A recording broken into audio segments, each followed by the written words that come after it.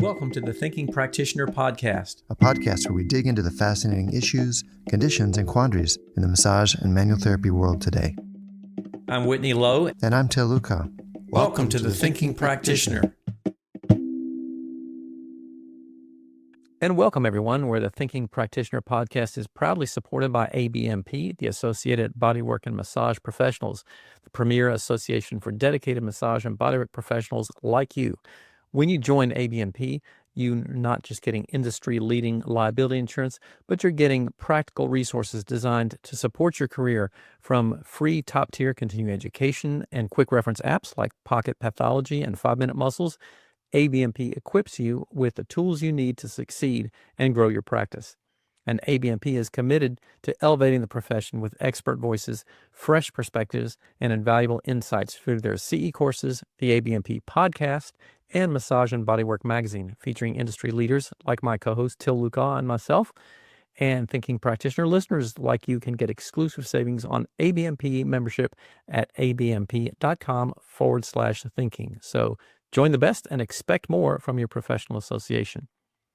Welcome, everyone, again to the Thinking Practitioner podcast. I'm delighted to have with me today the Executive Director of the Federation of State Massage Therapy Boards, Deborah Persinger. Deborah, welcome to Thinking Practitioner. Thank you, Whitney. Glad to be here. We've got all kinds of things. Deborah, you and I have known each other for quite a number of years and done stuff together over the years in that time. But I wanted to bring you on today to talk specifically about something that the FSMTB has been spearheading, which is the Interstate Massage Compact, which is a big deal, potentially affecting lots of people in their attempts at portability and moving around the United States with their licensing issues. So thank you again very much for coming in to talk about it today. And I know the Federation's been, as I said, kind of spearheading this process. For those people who may not be kind of aware of this or know much about what's going on with it, can you give us kind of a brief overview? What is the Interstate Massage Compact, and why is this important for everybody?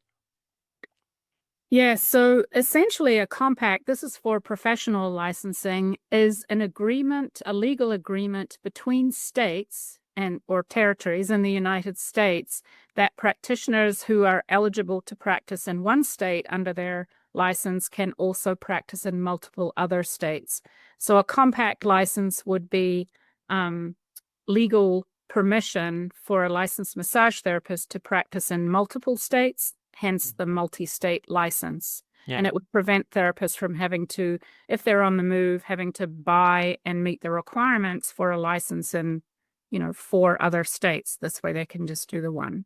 Yeah. I know one of the things that I hear most often is, we have such a patchwork of state requirement hours in all these different states. How does that work with, one state requiring 1,000 hours and the next door neighbor state requiring 600 or something like that? How does that work? Patchwork is a really good description. And so what the compact does is address that lack of uniformity by getting states to agree to at least one standard or compromise, if you will. So, for example, if a state at 500 hours joins the compact and a state that has 750 hours of education, for example, for their license, if they join the Interstate Massage Compact, they would both agree that the therapist would have at least 625 hours. So the higher hour states are compromising to accept an individual with less education, and the lower states are agreeing that they can still keep their 500-hour minimum, but the actual therapist would need 625 hours of education. So that's where the uniformity comes into the picture, and the compact solves that. Yeah. So in the additional hours that somebody, let's say they went to a state with a school, a training program where the requirement is 500 hours, when they would need to get an additional 125 hours for the compact, is that done through enrolling in another entry-level school, or is this done through continuing education courses, or how do they get those extra hours?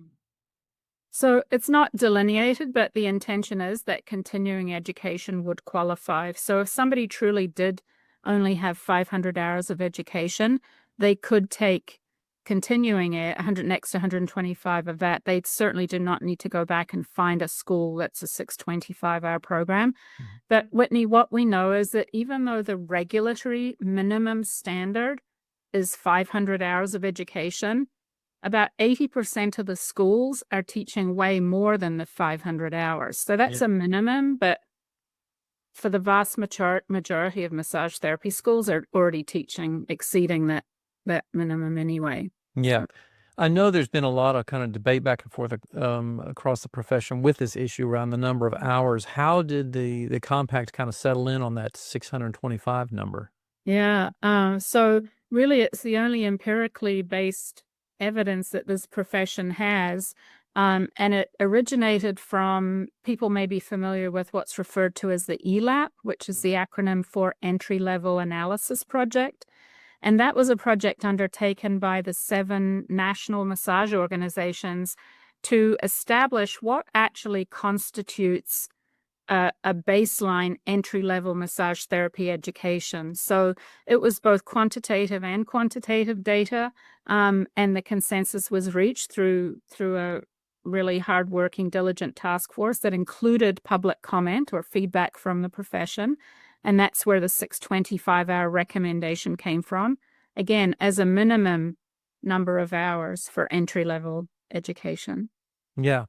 I know, I wanna also backtrack a little bit in terms of the, sort of development process of the compact from the very beginning. I know the first time that I heard about the compact and I heard, about some initiatives partially being, encouraged by the Department of Defense, I was like, "What does the Department of Defense have to do with Yeah. this?" So, can you explain that a little bit in terms of their role and relationship to this?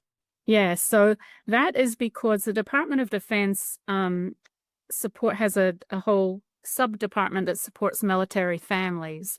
And so when a soldier is transferred to another location, their spouse or, maybe even 18-year-old dependents, because they also are eligible for massage therapy licensure, or sometimes having to wait, months and months, up to a year, to get a license in a new state. Um, some states, they would have to go back to school in Mhm. a formal massage program to get the number of hours. For example, Puerto Rico is 1,000 hours. So if they came from a 500-hour state, they couldn't just immediately work and help their family, get fed and pay the rent and so forth. Yeah. So the military has an interest in supporting their families get to work expeditiously or, swiftly. And so that's why a compact is the gold standard to be able to do that. So if somebody holds the multi-state license, they can literally step off the plane or, out of their moving vehicle and practice the next day. Yeah. So Mhm. how has in terms of like, I know we have just a small handful of states without licensure now. We've Mhm. gotten most of the 50 states in the United States to have licensure. What happens in those states that don't have licensure? If you decide to move, for example, to a state that does have licensure, is there anything the Massage Compact can do to help you, or do you still have to go through regular processes there? Yeah, no, the compact, it really is for licensed massage therapists. I mean, for example, Vermont is a registration state, so you just let somebody know that you're practicing there. Hmm. There are no standards or other qualifications, and so that individual would not be eligible or desirable to be on the move, holding themselves out as a massage therapist. So it truly is for states with licensure, and we've got let's see, 3: Kansas, Wyoming, Minnesota, and then California does not have licensing. They have the voluntary certification, and then Vermont with the registration. So, Hmm.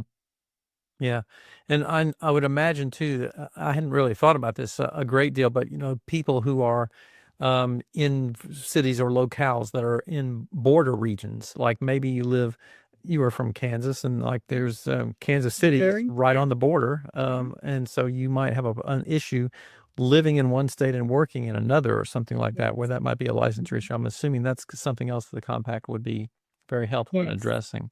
Yes, it's not just for people who want to move across the country or follow triathletes around all 50 states. Yeah. It can be for people who reside in one state and work across the state line. Hmm. Mm. Yeah. So this is when I was reading some of the stuff on the compact, there is sort of a designation between a home state and a remote state. Is that right? Is that how that sort of is designated? So your home state would be where you did your initial training, or not? No, so the home state is where you would currently reside, where you call your home, the place of residence. And that's where you would be licensed. And so the remote state would be any other state in the compact that isn't where you call your home. Where you have the license that you have right now would be your home state.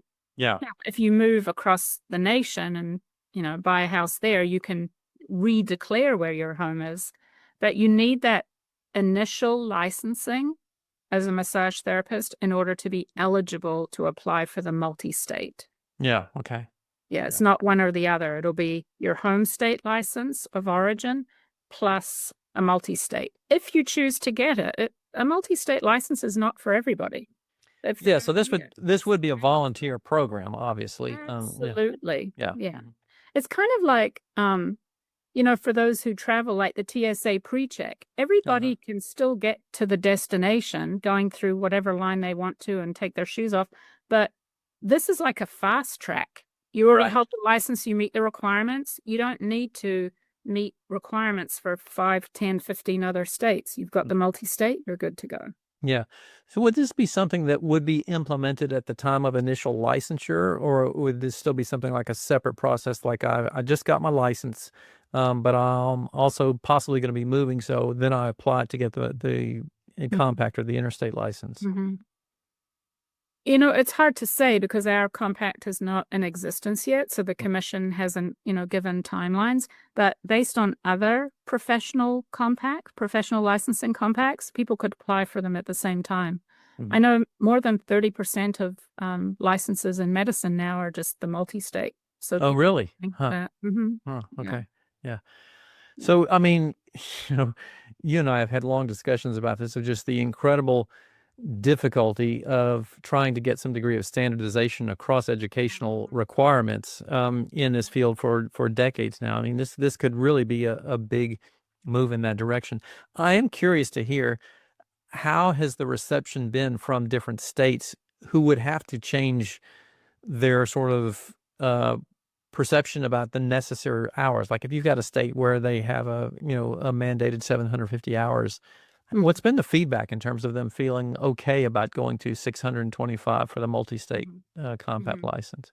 So the states themselves would not have to change their hourly requirement. They can stay at 500 if they want to be at 500. They can move to 625, or they can even be, 800 if they want to. It's the hourly educational minimum is for the therapist. So even though the state minimum may be a certain number, it's the therapist who needs at least the 625. So now they'd be welcoming in people who may have less education than the home state people in their state, but that's the compromise piece for the uniformity to get the American workforce, mobile. Right. Yeah, that makes sense. That makes sense. One of the other things I want to touch base on here, I know, the Federation's been doing some extensive work on the issues around human trafficking. And I've also heard some things about the compact being a piece of helping to address some of that issue. How do those two things fit together? Well, I mean, independent of any, compact, this profession, the massage therapy profession, is under siege. I mean, it's being or trying to be hijacked by organized criminal enterprises in the human trafficking arena. And that's the lived daily reality of the regulatory boards and agencies. So in introducing a compact with the pure benefit for the legitimate licensed massage professionals, we had to make provisions in our compact language so as not to facilitate the human trafficking, because of course they will love the fact they can just get one multi-state and be on the move. And so we have several provisions in our compact, for example, that other professional licensing compacts did not have to take into account. So, for example, we have, I'll call them deal breakers, but there are certain disciplinary actions or background that are just absolutely no, you would not get the multi-state. So they're quite egregious things, but it's crimes against another. It's you didn't kidnap somebody. There are no sexual crimes, no violent crimes. They're out for us. Or you've been convicted of sex crimes, prostitution, or human trafficking. You won't see language about human trafficking in any other professional compact. Yeah. So we addressed it that way. Another provision in the Massage Therapy Compact is that there's a uniform database. And so that is because, the people who commit crimes or are fraudulent, they don't have a propensity to apply for a license and be honest on that application and say, no, I've never been disciplined anymore. Yeah. They're going to continue their path of, lies and deceit. So the database would allow the regulators to go in and actually see that in real time. Like, oh, you said you were never disciplined, but I see you lost a license in Missouri and. Yeah. Mm-hmm. So, whereas right now with the home state license, they have one state licensing board overseeing their conduct.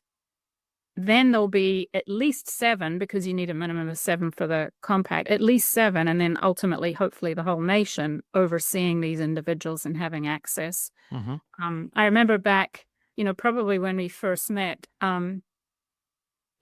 somebody would lose their license in Arkansas, and the individual would say, well, I'll just go to Texas and practice. And I remember sitting there thinking, how are we, 5 years into the 21st century and we're picking up a phone to call a state to warn them? There has to be a better way. And so the Federation has been developing this massage therapy licensing database for some time with that intent in mind, to leverage technology to keep the bad actors out, or at least monitored. Yeah. So is that database currently operational, or is that still in the works as part of this? Yeah, it's been a long time because we worked with all the state boards, for programming and what their needs are. So we're currently in the process of some states populating it, not all 50 states. But as you can imagine, every state has different, data fields and platforms and right. Yeah, of course. Yeah.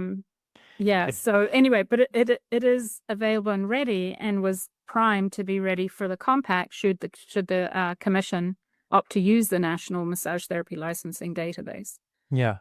Well, I mean, that sounds like something that would be really important for us to have, regardless of what happens with the compact, of a way to have some kind of communication there. But I don't envy you at all trying to get 50 state bureaucracies to talk to each other, and get their software assistants to talk to each other. Not an easy task at all. So, yeah. So I want to go to a little bit about the compact itself, getting a little bit more into the details of understanding truly how this works. You mentioned a moment ago something about 7 states on board, and I've heard that's sort of the breakwater point of being able to get it. Can you explain a little bit about the process of the adoption? What is the 7-state designation and everything? Mm-hmm. Mm-hmm.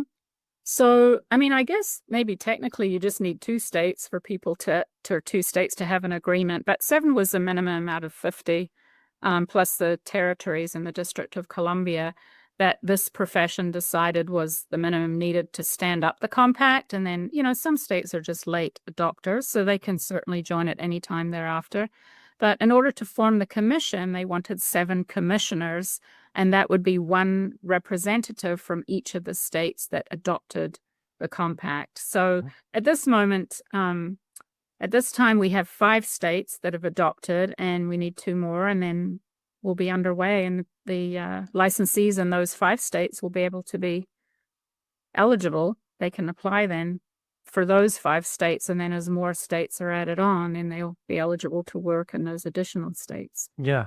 Out of curiosity, what are the 5 that have signed on so far? Oh my goodness. I should have known you might ask me this. I should have. So Nevada was state number 1. Uh-huh. We've got Nevada, Ohio, Arkansas, Virginia, and it's going to come to me. Yeah, that's right. We can look it up, I'm sure. Yeah, I should know this. It'll probably come to me at 2:00 in the morning. Right. Okay. Shame on me. But I wanted to also kind of like go into a little bit. Oh wait, I think I've got a note here. Nevada, Ohio, Arkansas, Virginia, Montana. Is that right? Montana, of Okay. course. Yeah. Thank you. I apologize. Okay. Apologies, Well, Montana. folks in Montana. Yeah. All right. Way to be proactive there, Montana. Yeah. So, what have you found? Like, I mean, this to me sounds like a great idea. So, like, I guess this is kind of a silly question to say, what's the holdup in bureaucracy? But what are the big hurdles or obstacles right now that are keeping this from happening? Yes. So, oh my goodness. It's such a gift to the profession to make life easier for the good guys, for the legitimate professionals with stipulations in place to keep the bad actors out or to not facilitate their enterprises. It's such a good question, and you wonder why we even have to ask ourselves. I need to backtrack to give context. Is that okay? Of course. If I Yeah, do? please So, do. Yeah. when the compact was developed, there was a technical advisory group convened, and that had representatives from all stakeholder groups. So we had obviously regulators at the table. We had educators. I mean, CompTIA was there, but there were also individual school directors and educators. We had both professional, or the two main professional associations, ABMP and AMTA. We had actual legislators at the table as well. We had individual licensed massage therapists, seasoned professionals, newer professionals. So these people gave the technical advice to get the skeleton or the framework of what we thought a compact would look like for this profession. And then that went out for public comment for 3 months so that we could get the feedback from the profession. Hey, are they on track here? Or, what do you suggest? So fast forward to that was all taken into consideration. We worked with Council of State Governments on that because they've guided other professional compacts through the process. So we followed their best practices as well.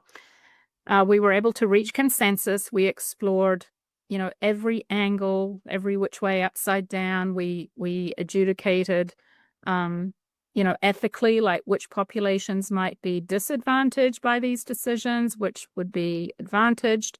It was really thoroughly vetted. And so consensus was reached, and that's the model language that was put out and has been adopted by the 5 states. Going forward, and of course, reaching consensus is an exercise in compromise, right? Nobody always gives thumbs up to every single aspect, but we end up with I can live with it. I understand the rationale. So, but AMTA subsequent to that consensus, has different opinions, and they want different language in the compact. And so, for example, the compact intentionally does not name an exam. People need to have passed a licensing exam or some kind of assessment to show that they're competent to practice. It's not named because this compact is designed for the future. It's even the next 75 years, right? To take us to the year 2100. And so who knows what will be in place at that time. But there is a descriptive or an exam requirement that it has to be psychometrically sound. It has to meet certain parameters. And I don't want to speak for AMTA. Their material is out there for folks to see, but that's one of the hiccups. They wanted the NCB exam to be named. The Federation has no qualms or complaints about that. We know that will be the case. The state boards right now accept the certification exam because there are therapists still practicing now that when the MBLEX wasn't around.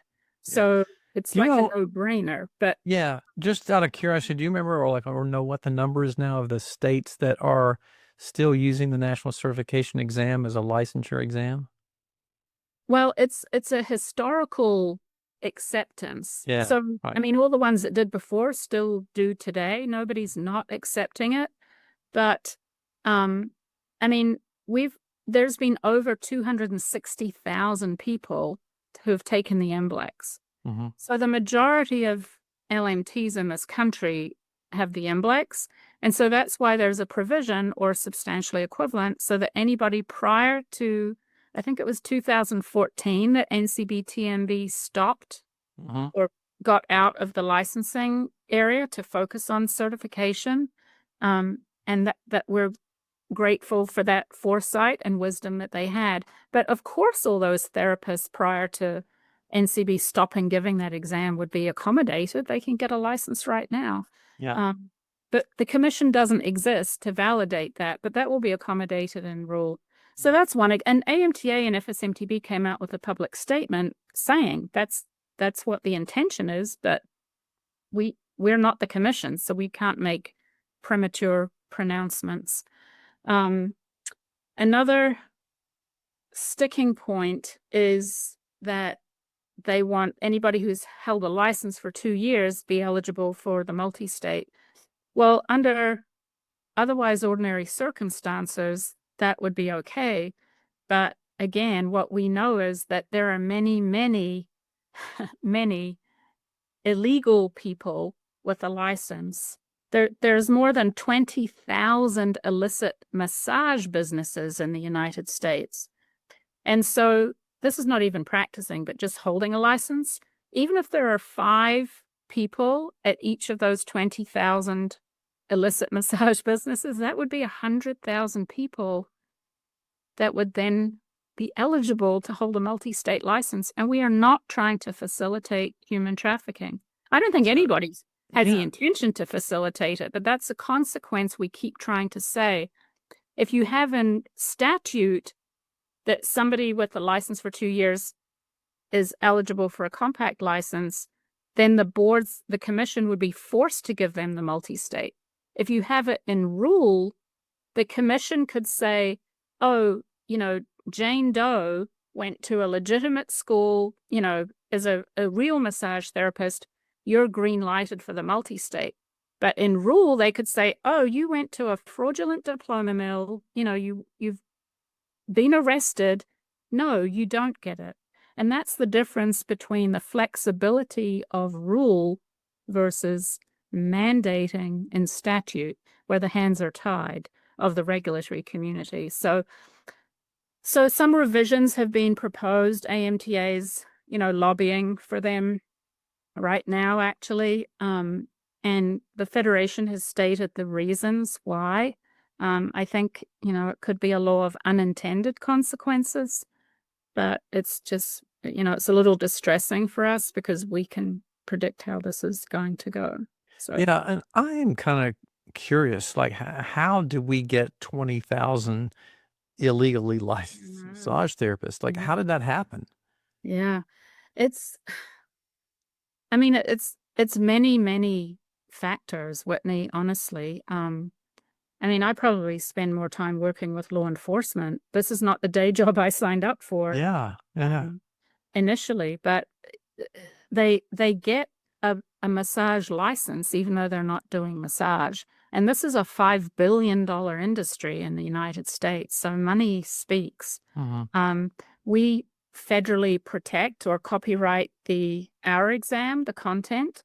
But because it's a barrier to them getting a license, they constantly try and steal our exam questions. We pursue legal action and go to court, but that's not really the solution. It's some state laws are more lax than others. We call to report a diploma mill, a fraudulent educational building, and I've been told by the people that oversee schools in a particular state, we don't want to restrain trade in our state.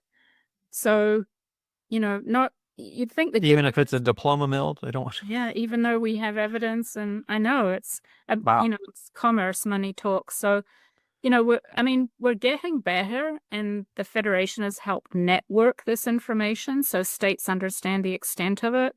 We work with federal, state, and local law enforcement to try and educate them, because of course the women getting these licenses are also victims. I mean, they have handlers that do all the talking for them. So there's a lot of work going on behind the scenes, but yeah, we're certainly not trying to, while we're trying to diminish the problem by raising awareness, we're certainly not trying to facilitate or amplify the problem by saying, Yeah.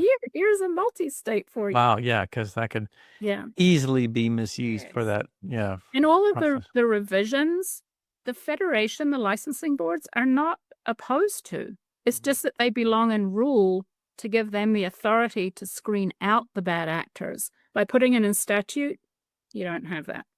So is there an opposition to that getting in rule as opposed to statute? Is there?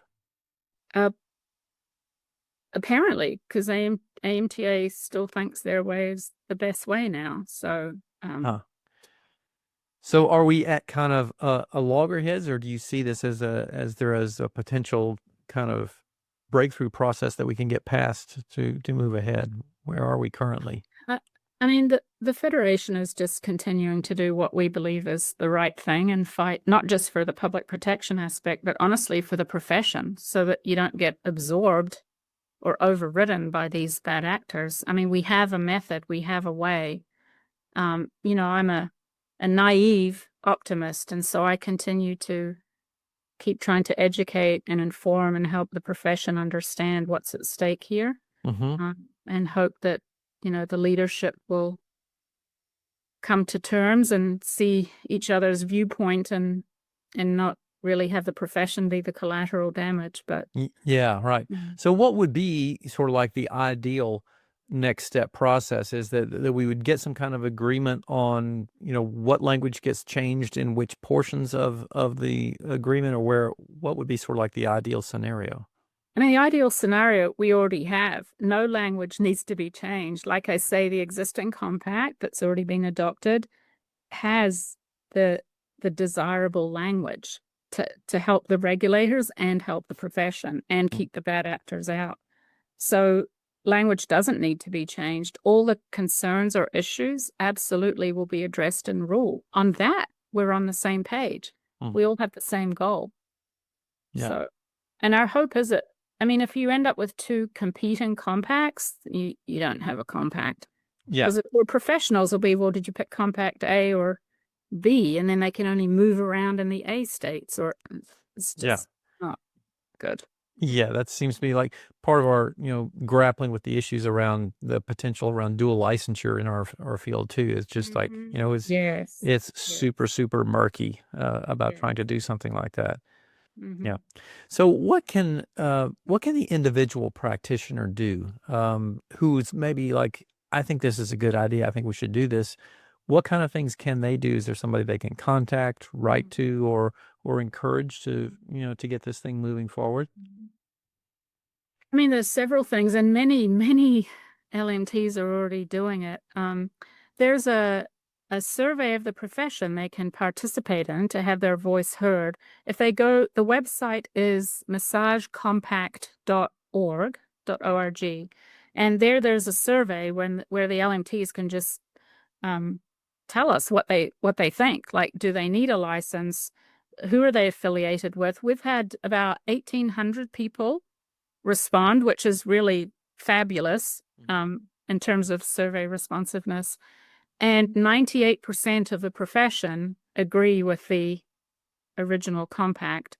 And interestingly, I think it's 97% of ABMP members and 1% less of AMTA members agree with the compact. So the profession itself is on board. It just seems to be, at the national level, there's some, I think it's just lack of information. I don't think there's intention to hurt the profession. Yeah. So they can do that. If they're interested, they can also sign up. I mean, we can help them get access or the information for their legislators or regulators. The most important thing I would say is just to stay informed, like get factual information, not these like AI generated nonsense things on social media that some people are latching on to. And we have dedicated staff, Patty Glenn at the Federation. She'd be happy to talk to anybody. Yeah. So where do people, where do you get that factual information as opposed to the Yeah. less accurate stuff? Yeah. I mean, I know, I'm not saying everybody on social media is making things up, but Oh, yes, they are. everybody. Okay. I For mental wellness, I don't participate, but yeah. the Massage Compact, www.massagecompact.org is the home of the Interstate Massage Compact. So that would be their primary source of information. Yeah. Yeah. Okay. Yeah. And in terms of like getting information, is there anything from their individual state boards that would be helpful as well, or information coming directly from the federation as well? I mean, at this juncture, because the Compact Commission does not yet exist, I would say the state boards may not have a whole lot of information, like even, well, the first state, Nevada, they could certainly call, but there wouldn't be information to provide, like how do you get the multi-state? I mean, it's not in existence yet, so that's a little bit premature. Yeah. Yeah. So are we kind of at, I'm still trying to kind of wrap my head around understanding like what are the logistical steps and where are the stopping points? Are we at a stuck in the mud point now because of this lack of agreement on things that new states won't come on board at this point until this thing is sort of ironed out? Is that sort of where we are? I can say, I mean, the Federation's still moving ahead. Like, it's never the wrong time to do the right thing. And so we're still advocating on behalf of the regulatory community, the public that we serve, and the profession, for many of the reasons that, I'd given examples about. So, I mean, that's all we're doing. We're not stopping and saying, oh, we have now another player trying to disrupt the process. I mean, we're very confident and grateful for the process we went through, which had all stakeholder representation. It had public input. There's nothing more we could have done in that regard. So it's not like we had a bad process and we had an oops moment and should go back. So, yeah, but I, can't speak for AMTA. Yeah. Well, I think this is a wonderful project. I think it's something that our profession has needed so badly. And I appreciate you giving us background, and, good thorough information. Anything that we missed, in terms of helping people have a good understanding of the compact, what it is, why it's important, or how to see it move forward. Mm-hmm. I don't think so. I mean, the participation in the survey, educating themselves, we're always here to explain and help people understand. It is an amazing, wonderful thing for the profession. We hope that it will go through, but I understand hope is not a strategy. So yeah, it's really a thing at the leadership level. So Yeah. we've reached out, we've made ourselves available. So Well, it sure sounds like from what you're speaking about with the survey results that it's not just like a 50-50 kind of split opinion about this. It sounds like a pretty darn overwhelming opinion on that. So 97%, 98%, that's remarkable. Yeah. So we're on the right path. you don't kind of get that kind of statistical split on something that's not a pretty Right. strong feeling for something. So Right. yeah. Exactly. Yeah. And Whitney, you're always so progressive. I remember working with you back in the day about online education, and people were fearful and saying, "Oh, this is a travesty," and now look where we are and everything that's happened in between. So Yeah. remain optimistic. Yeah, we gotta. Well, I agree. Like we gotta hold out hope for Yes. the good things to happen here. So, Yes. well, Deborah, thank you so much for taking some time to talk with us today and explain some things about the compact. Because I know it's, I read some stuff on social media. Some people not thoroughly understanding what's going on, and certainly not understanding like why there are things being held up and that sort of thing. So that helps us get a bigger sort of picture of what's going on here. So my encouragement to everybody is go take a look over on that website. And can you just tell us one more time that website? We'll make sure that gets into the show notes where people can go to get additional information. Certainly. It's www.massagecompact, all is one word, .org. Okay, wonderful. All right, Deborah, thank you again for joining us here on the Thinking Practitioner podcast today. It's great having you. My pleasure. Appreciate the opportunity. Thanks, Whitney. And thank you to all our listeners, everybody hanging out here. And we'd like to thank our sponsors, Books of Discovery, who's been a part of the massage therapy and bodywork world for over 25 years. Nearly 3,000 schools around the globe teach with their textbooks, e-textbooks, and digital resources. Books of Discovery likes to say that learning adventures start here, and they find that same spirit here on the Thinking Practitioner podcast, and are proud to support our work, knowing that we share the mission to bring the massage and bodywork community thought-provoking and enlivening content that advances our profession. Instructors of manual therapy education programs can request complimentary copies of Books of Discovery's textbooks to review for use in their programs. And listeners can explore their collection of learning resources for anatomy, pathology, kinesiology, physiology, ethics, and business mastery at booksofdiscovery.com, where you as a Thinking Practitioner listener can save 15% by entering Thinking at checkout.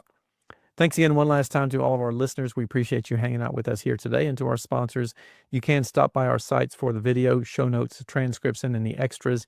You can find that over on my site at academyofclinicalmassage.com and also over on Till's site at advanced-trainings.com. Till is off around the country doing some teaching. He'll be back with us here shortly. But in the meantime, we do want to hear from you with ideas or input about the show. So please email us at info@thethinkingpractitioner.com or look for us on our social media channels, YouTube, etc. You can find Till over on his at Till Luca and mine over on my name, Whitney Lowe, as well. So we really appreciate it if you would just take a moment to rate us on Spotify or Apple Podcasts. It does help us keep the show going as it helps other people find out how they're able to locate us as well. So please take a few seconds to do that. Thanks again, as always, and we look forward to seeing you, and we'll talk to you the next time.